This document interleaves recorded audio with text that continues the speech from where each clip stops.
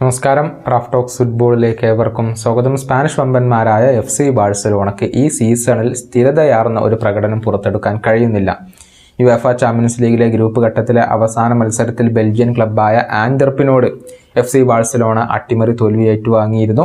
അവസാനമായി കളിച്ച 9 മത്സരങ്ങളിൽ 4 ബാഴ്സലോണ പരാജയപ്പെടുകയാണ് ചെയ്തിട്ടുള്ളത്. അതുകൊണ്ട് തന്നെ സാവിക്ക് ഇപ്പോൾ വിമർശനങ്ങൾ ഏൽക്കേണ്ടി വരുന്നുണ്ട്. പലർക്കും അദ്ദേഹത്തിലുള്ള വിശ്വാസം കുറഞ്ഞിട്ടുണ്ട്. പുതിയ പരിശീലകനെ തേടണമെന്നുള്ളൊരു ആവശ്യം ഇപ്പോൾ ഉയർന്നു വരികയും ചെയ്തിട്ടുണ്ട്. ഏതായാലും ഈ റൂമറുകളോട് ബാഴ്സയുടെ പരിശീലകൻ പ്രതികരിച്ചിട്ടുണ്ട്. ഒരർത്ഥത്തിൽ ഒരു രാജ്യസൂചനയാണ് സാവി ഇപ്പോൾ നൽകിയിട്ടുള്ളത്.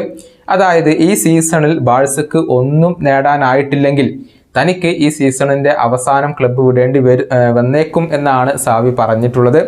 ലാലിഗ മത്സരത്തിന് മുന്നോടിയായുള്ള പ്രസ് കോൺഫറൻസിൽ സംസാരിക്കുകയായിരുന്നു സാവി. അദ്ദേഹത്തിൻ്റെ വാക്കുകൾ ഇങ്ങനെയാണ്: നിലവിൽ ഞാൻ ഹാപ്പിയാണ്, ശാന്തനാണ്. മുൻപെങ്ങും ഇല്ലാത്ത വിധം ഈ പ്രൊജക്റ്റിൽ ഞാൻ വിശ്വസിക്കുന്നു. തീർച്ചയായും എല്ലാവരുടെയും പിന്തുണ എനിക്കുണ്ട്.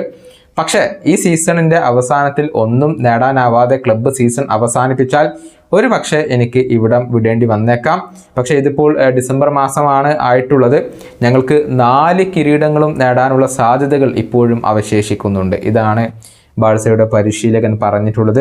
ഇന്ന് ലാലിഗയിൽ നടക്കുന്ന മത്സരത്തിൽ ബാഴ്സലോണ കളിക്കളത്തിലേക്ക് ഇറങ്ങുന്നുണ്ട്. വിയ്യാറയലാണ് ബാഴ്സയുടെ എതിരാളികൾ. ഇന്ന് രാത്രി ഇന്ത്യൻ സമയം 1:30 വിയ്യാറയലിൻ്റെ മൈതാനത്ത് വെച്ചുകൊണ്ടാണ് ഈ മത്സരം നടക്കുക.